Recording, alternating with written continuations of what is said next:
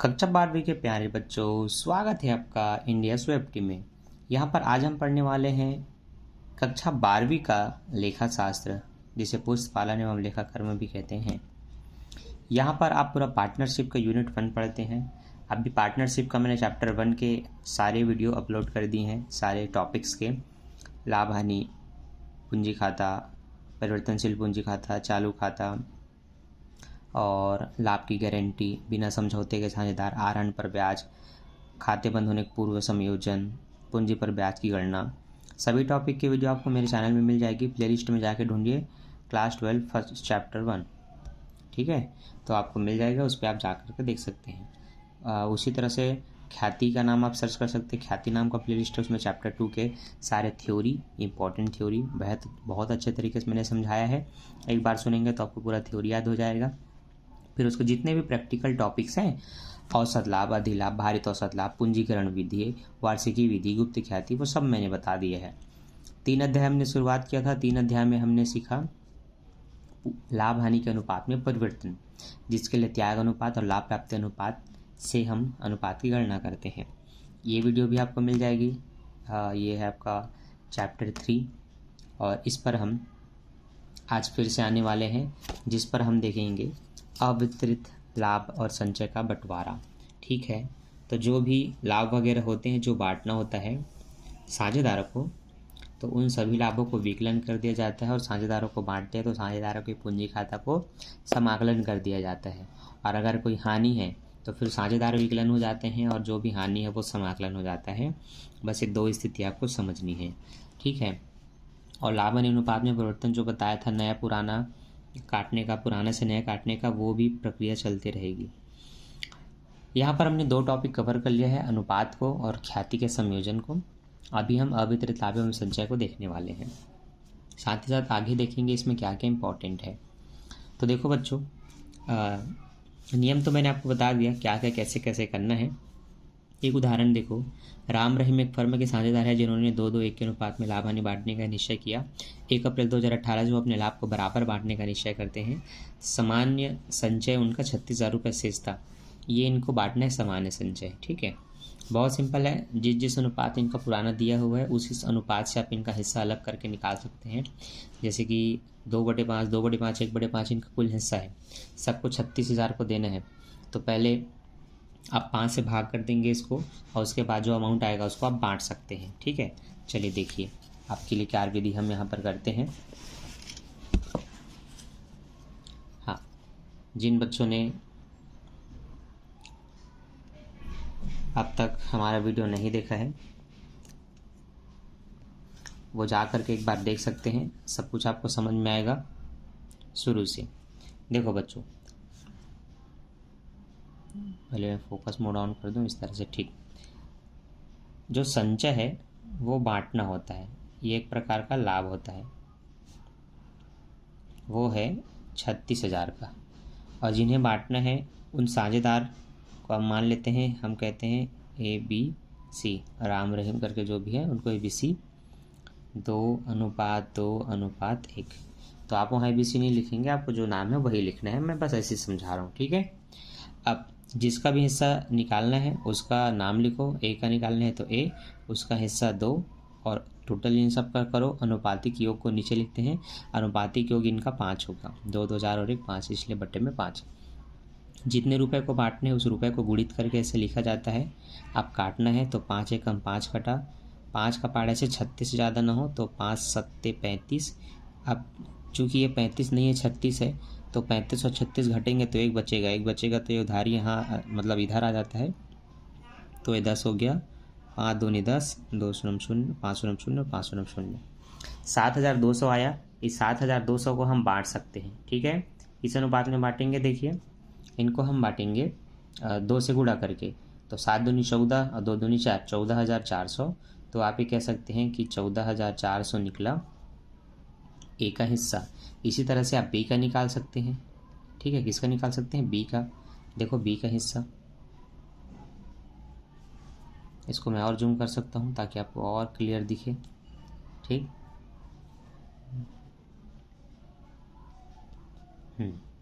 Clear है। देखो B का हिस्सा भी तो 2 है, इसका मतलब उसका भी वही निकलेगा। फिर भी ऐसे 2/5 गुणित 36,000 ऐसे लिख लेना। और आपको पता है ये कटेगा तो ऊपर में 7,200 आएगा, जिसको 2 से गुणा करने से 14,400 निकलेगा। आप सी का हिस्सा निकालना है तो ये सी लिख लो, इसका हिस्सा 1/5 लिख लो, गुणित यहाँ भी 36,000 लिखो। और आपको पता है 5 से जैसे आपने इसको काटा था तो 7,200 आया था, तो यहाँ तीसरे का हिस्सा 7,200 होगा। अब आपको सबको जोड़ के देख लेना है। 400 400 800 800 और 200 1000, 14 14 28, 28 में 1 देंगे तो जो एक्स्ट्रा हो रहा था एक वो 29, इसमें से भी 1 दिया तो वो 30, 30 और 6 36,000 हो रहे हैं। तो इनका टोटल जो अमाउंट है वही होना चाहिए जितना आपने बांटा था। तो 36,000 से बांटा था, देखो 36,000 है। तो इस तरह से बांट लेते हैं। अब प्रविष्टि क्या होगा, बहुत सिंपल। आपको मैंने प्रविष्टि बताया था कि जो भी लाभ होते हैं उनको विकलन करना है। लाभ हानि है तो लाभ हानि विकलन, संचय तो संचय विकलन। तो आप बोलेंगे सामान्य संचय खाता विकलन। ठीक, सामान्य संचय खाता विकलन किससे, राम से, रहीम से, करीम से। ठीक है, चूँकि ABC नाम दिया तो मैं ABC लिख देता हूँ। ए के पूंजी खाता से,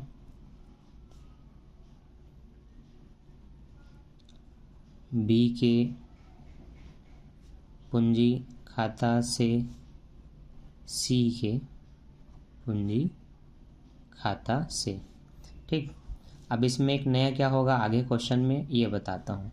इसमें नया ये होगा कि जब हम क्वेश्चन में आगे बढ़ते हैं तो हमें ऐसे टॉपिक्स मिलते हैं कि पहले इस अनुपात में बांट रहे हैं, बाद में ऐसा बांटने का निश्चय किया, फिर दोनों को घटाना होता है। उसको घटाने से पता चलता है कि जो A, B और C हैं इसमें से कौन प्लस में है, कौन माइनस में और कौन शून्य हो चुका है। शून्य को हम नील कहते हैं।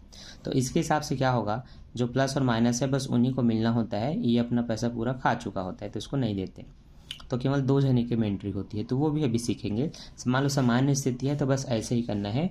कुल 36,000 रुपये को आपको बांटना था, तो एक को मिला 14,400, दूसरों को भी मिला 14,400, तीसरे को 7,200। एक तो ये स्थिति हो गई। दूसरी स्थिति क्या है, आपको ये देखना होगा कि पहले लोग बांटते थे 2 2 और 1 के अनुपात में। इन्होंने भविष्य में क्या निश्चय किया, इन्होंने भविष्य में निश्चय किया कि अब बराबर बांटेंगे। तो जो बच्चे जो ये लोग इस अनुपात में बांटते थे, इसको मैं पुराना कहता हूँ। अब इन्होंने डिसाइड किया कि अब हम बराबर बांटेंगे, तो तीनों बराबर बांटेंगे तो तीनों का हिस्सा कितना हो गया, 1:1:1।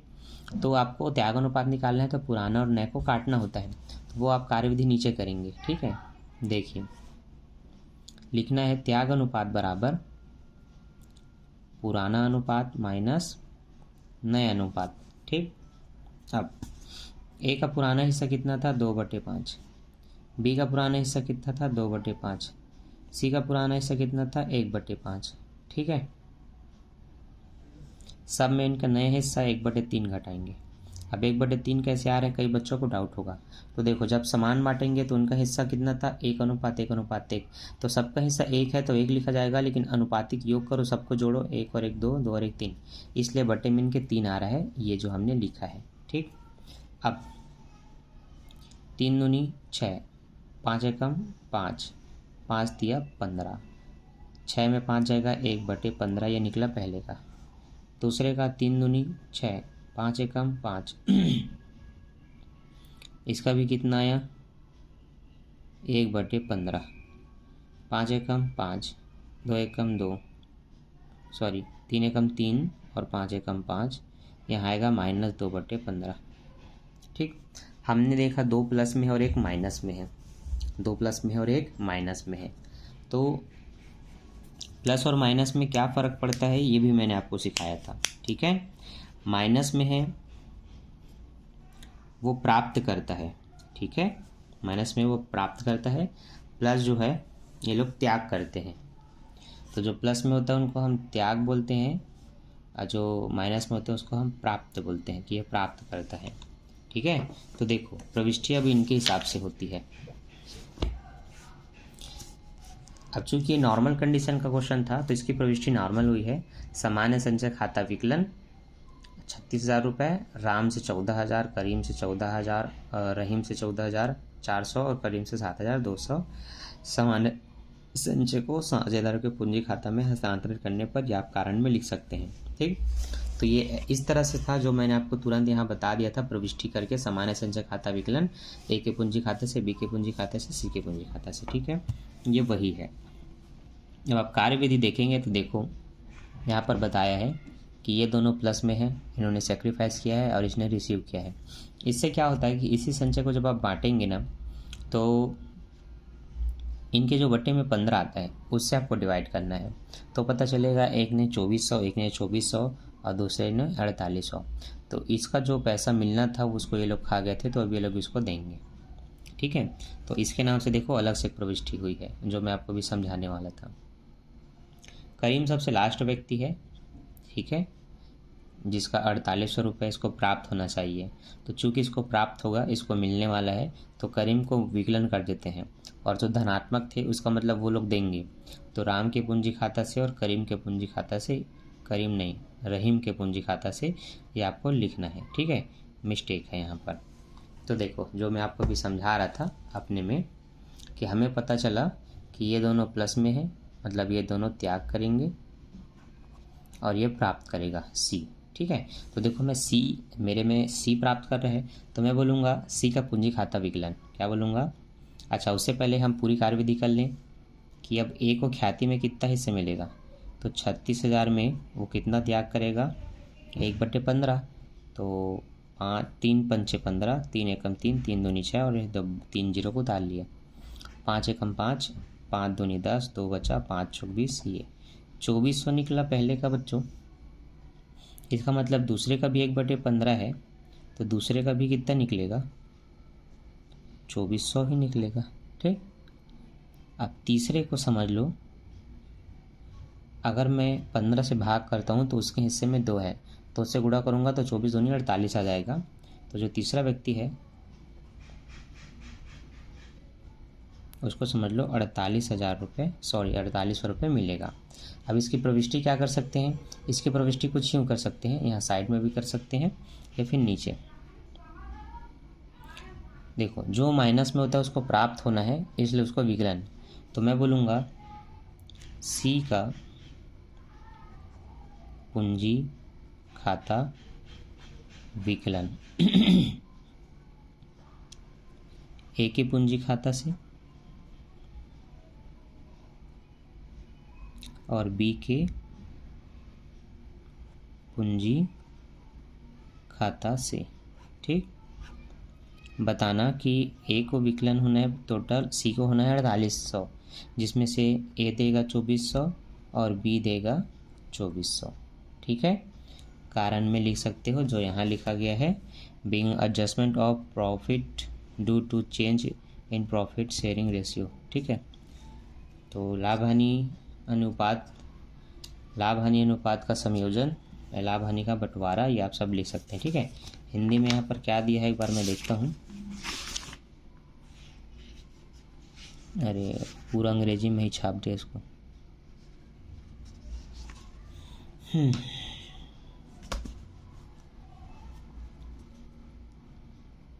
लाभ हानि अनुपात में परिवर्तन व लाभ का समायोजन, ये आप कार्यविधि लिख सकते हैं। अब आप पूरा देख लेते हैं, मैं जूम आउट करता हूँ इस तरह से। ठीक, देखो शुरू से जो संचय था उसको उनके नॉर्मल पुराने अनुपात में आप बांट सकते हैं कुछ इस तरह से। जो जो हिस्सा जिसको मिलेगा उसकी एक प्रविष्टि कर सकते हैं, सामान्य संचय विकलन अ से ब से, मतलब इनकी पूंजी खाता से, अ ब स के पूंजी खाता से। संयोजन में कर सकते हैं संचय का बंटवारे, संचय का संयोजन। लेकिन जब आप अनुपात की गणना करते हैं, पुराना और नया त्याग अनुपात निकालते हैं, तो पता चलता है कौन त्याग कर रहा है और कौन प्राप्त कर रहा है। उसके लिए पुराना अनुपात से नए अनुपात को घटाते हैं, दोनों ही आपको प्रश्न में दिया रहता है।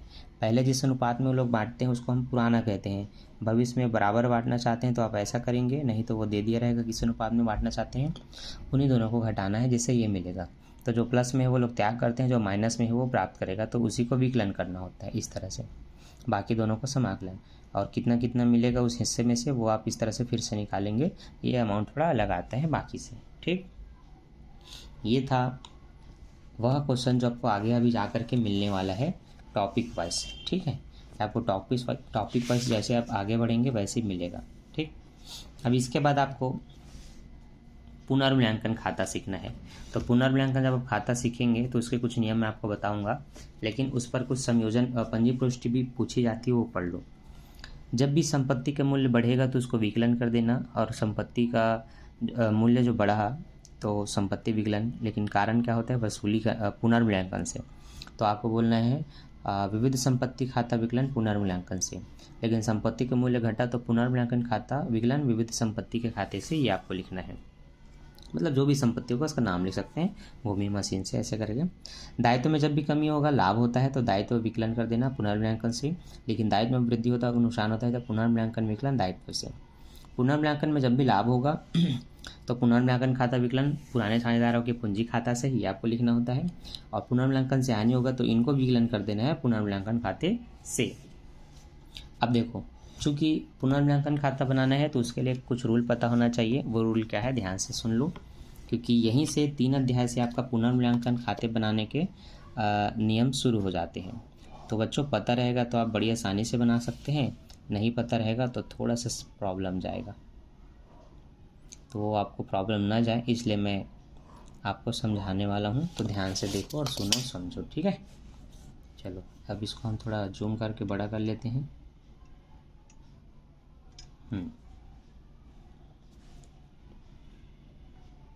ठीक, तो देखो बच्चों, पुनर्मूल्यांकन को ही रेवोल्यूशन बोलते हैं। पुनर्मूल्यांकन खाता, ठीक। यहाँ पर ध्यान ये रखना है, हर खाते के 2 पक्ष होते हैं, एक तो विकलन पक्ष, एक तो समाकलन पक्ष। इसको आप CR बोलते हैं और इसको आप DR बोलते हैं, ठीक है। यहाँ DR का मतलब डॉक्टर नहीं होता, डेबिट होता है, ठीक है। अब सबसे पहला, किसी भी संपत्ति में अगर कमी होती है, ठीक है, जैसे कि देनदार में कमी, फर्नीचर में कमी, भवन पे ह्रास, इस यंत्र पे ह्रास, इस तरह की जो भी कमी होगी उस कमी को आप कहाँ लिखेंगे, पुनर्मूल्यांकन खाता के विकलन पक्ष में। पहला पॉइंट तो ये है। तो जो भी संपत्ति में कमी हो उसको आप यहाँ लिखेंगे, क्योंकि इससे हानि होती है, ह्रास वगैरह ये सब कमी हानि है, इसको इधर लिखना। अब दूसरा क्या लिखते हैं, दूसरा, अब कमी है तो हो सकता है वृद्धि होगा, मतलब संपत्ति मूल्य बढ़ता भी है, जैसे कि ज़मीन समय के हिसाब से बढ़ जाता है, आपकी इमारत काफ़ी पुरानी है लेकिन इतनी टिकाऊ है और इतनी सुंदर है तो उसका समय के साथ आप रेट बढ़ा सकते हैं। तो ये मैं कह सकता हूँ कि जो भवन होते हैं वो बढ़ते हैं, तो संपत्ति में जो वृद्धि होगी उसको आपको यहाँ लिखना है। किस में होती है, भवन में, भूमि में, इनमें वृद्धि होती है। तो ऐसे जो भी बढ़े जाएंगे, ख्याति वगैरह बढ़ती है ना, तो ये जो बढ़ती है उनको आपको यहाँ लिख लेना है समाकलन साइड, ठीक। दूसरा, दायित्व होता है, दायित्व भी तो घटता और बढ़ता है, तो दायित्व जब भी कम होगा, ठीक है, ये दोनों का पहला पॉइंट है। अब दूसरा पॉइंट यहाँ, तो दायित्व में जब भी कमी होगा तो आपके लिए लाभ है, तो आप दायित्व की कमी को आप यहाँ लिखेंगे समाकलन साइड पुनर्मूल्यांकन के। तो याद रख लेना है, संपत्ति की वृद्धि होने से भी लाभ होता है, मूल्य बढ़ा तो, दायित्व कम हुआ तब भी आपको लाभ होता है, तो जो लाभ होगा वो इधर, जो हानि होगा वो विकलन साइड। तो इसी तरह से इसका उल्टा दूसरा पॉइंट, अगर इसी दायित्व में वृद्धि हो गई तुम्हें नुकसान हो जाएगा, तो उसको लिखोगे इधर, ठीक है। बस यही कुछ याद रखना था, बाकी इसके बाद आप पुनर्मूल्यांकन खाता आराम से बना सकते हैं, ठीक। अब ये कैसे पता चलेगा कि कौन सी संपत्ति कमी हुई, कौन सी वृद्धि हुई, कौन से दायित्व में वृद्धि हुई, कौन से दायित्व में कमी हुई, ठीक है। देखो, संयोजन में स्पष्ट बताया रहता है। संयोजन क्या होता है, जब आप पुनर्मूल्यांकन खाता बनाते हैं या क्वेश्चन देखते हैं तो सबसे पहले आपको एक चिट्ठा दिया जाता है कुछ इस तरह से, बैलेंस शीट बोल के, जहाँ ये लेनदार, देवी पत्र, लाभ हानि, जर्नल, संचय पूंजी, इस तरफ आपके पास जो भी भवन, भूमि, स्टॉक, देनदार, ये सब दिया रहेगा। संयोजन नीचे में होता है, इसके नीचे में ABCD करके, जहाँ बताया जाता है कि व्यावसायिक भवनों का मूल्य 20% बढ़ा, इसका अंदर फर्नीचर 10% घटा, देनदारों को छूट दिया या संचय से कम किया। ऐसे आप अभी जितने इधर टॉपिक वाइज आगे बढ़ेंगे तो हर बैलेंस शीट के तुरंत बाद मतलब ये क्वेश्चन है, उसके बाद नीचे संयोजन को पढ़ना। इसमें बताता है कि स्थायी संपत्ति 10% से कम हो गई, देनदार 6% से कम हो गया, स्टॉक का मूल्यांकन 95,000 से किया गया। तो जब परसेंट में कमी वृद्धि ना बताए, ऐसा मूल्यांकन बोले, तो आपको दोनों को देखना होता है। तो ये जो स्टॉक है ना, ये पहले से आपके बैलेंस शीट में होता है स्टॉक करके 70,000। 70 का मूल्यांकन अगर 95 से हुआ है तो स्पष्ट आपको पता है वृद्धि हुई है। 70 में 10 जोड़ोगे तो 80, 80 में 10 जोड़ोगे तो 90, 5 95, तो ये 10 10 20 5 25,000। तो आप समझ सकते हैं आपको 25,000 की वृद्धि हो गई स्टॉक में। तो मैंने अभी समझाया था कि संपत्ति पर वृद्धि हो तो आपको लिखना है समाकलन साइड।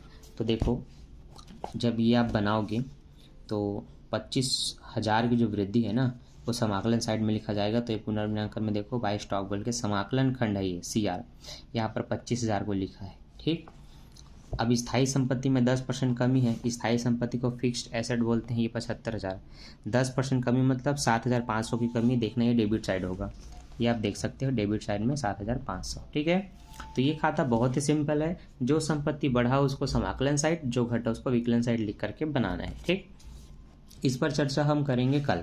बाकी आप उदाहरण देख करके समझ सकते हैं, तो बिल्कुल इस उदाहरण को आप बना करके देखिए।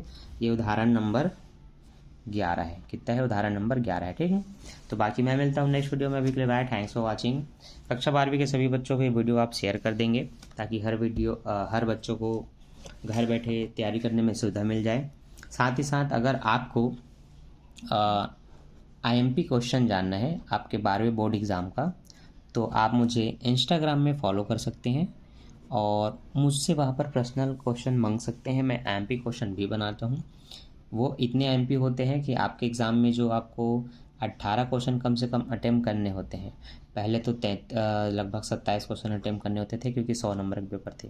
अभी जो आपके 18 क्वेश्चन इंपॉर्टेंट आने वाले हैं, 8 नंबर के, 6 नंबर के, 4 नंबर के, वो जो मैं बता दूंगा उससे बाहर नहीं आता। तो इतना फिक्स आपको IMP क्वेश्चन में बताता हूँ कि उससे बाहर कुछ आता नहीं है। तो वो अगर आपको चाहिए तो आप बिल्कुल मुझे इंस्टा में फॉलो करके मुझे मैसेज कर सकते हैं। साथ ही साथ कई बच्चे जो ट्यूशन नहीं कर रहे होंगे, जिनको एक एक क्वेश्चन का सोल्यूशन चाहिए रहेगा, जैसे कि आप 9वीं 10वीं में गाइड कर लेते थे, लेकिन यहाँ पर बिना समझे तो आपको कुछ काम नहीं आने वाला। तो यहाँ वीडियो देख करके समझ सकते हो। और अगर आप नोट्स नहीं करते, आपको पूरा नोट्स चाहिए, एक एक क्वेश्चन का सोल्यूशन चाहिए, तो वो भी बन सकते हो। ठीक है, एक छोटा सा उसका एक कॉस्ट पे करना होगा, फिर आपको वो मिल जाएगा। तो उसके लिए आप मेरे से वार्तालाप इंस्टा में कर सकते हैं। मेरी ID है SDM सर, आपको लिखना है .2021। ठीक है, तो चलिए इंस्टाग्राम में आइए, मुझसे बात कीजिए। बाकी मिलते हैं नेक्स्ट वीडियो में। Bye, thanks for watching, bye bye.